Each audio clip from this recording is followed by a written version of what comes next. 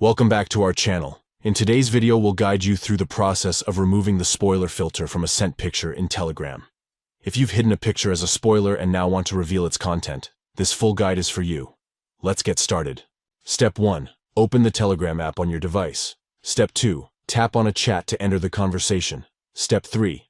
Look for the attachment icon, usually represented by a paperclip or camera icon, and give it a tap.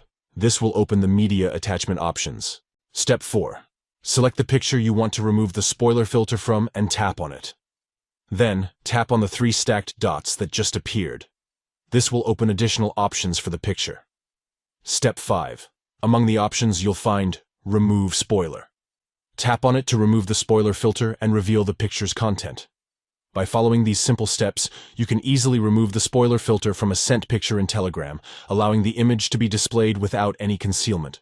We hope you found this step-by-step guide helpful in customizing your picture-sharing experience. If you did, don't forget to give this video a thumbs up and subscribe to our channel for more helpful tutorials and guides.